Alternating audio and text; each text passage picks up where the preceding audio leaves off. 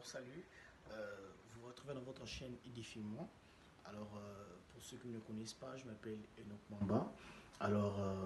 Ce matin, j'aimerais vous communiquer, vous partager un sujet très important qui va certainement vous tenir à cœur, qui est intitulé C'est que le Dieu de nos pères nous enseigne. Et j'ai bien aimé commencer par la Genèse, le commencement de toutes choses. Et lorsque nous lisons la Bible, nous nous rendons compte que Dieu, lorsqu'Adam donne le nom à sa femme, il dit elle s'appellera Ève, qui veut dire mère de tous les vivants.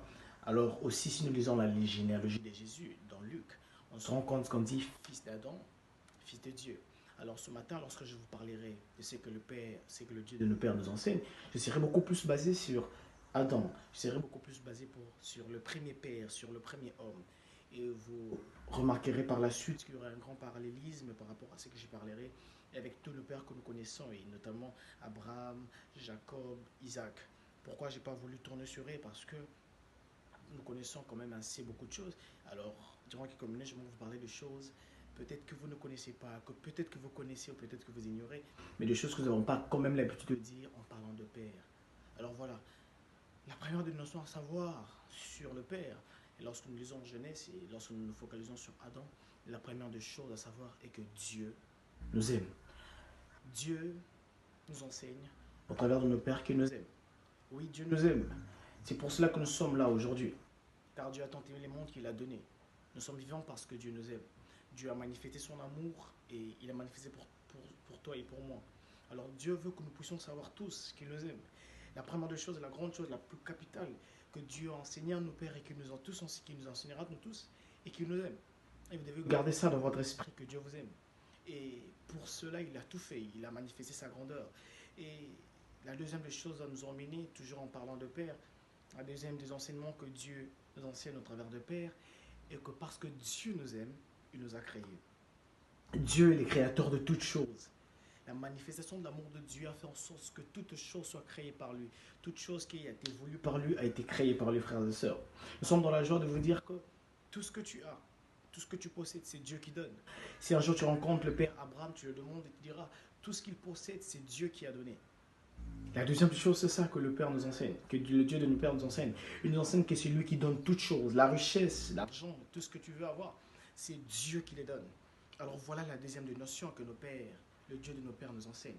Mais la troisième des choses, pour aller plus vite et pour faire court dans ma vidéo, la troisième des choses à savoir est que le Dieu de nos pères est un Dieu de principe.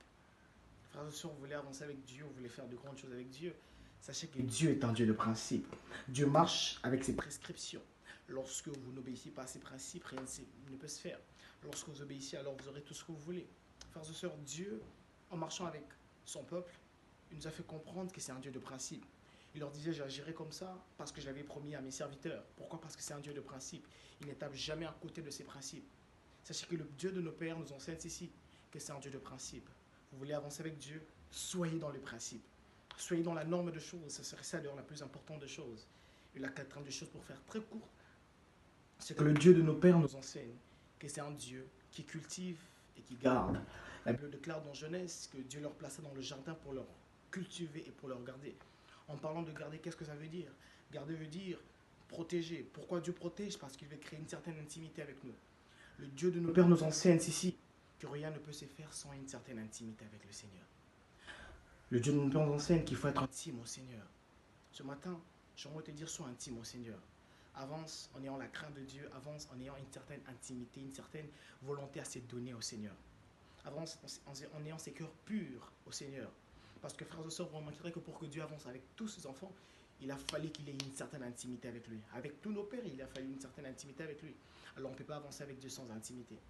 La dernière, comme je disais, garder, cultiver. Pourquoi cultiver? Parce que Dieu veut nous faire grandir, veut nous faire donner une certaine maturité.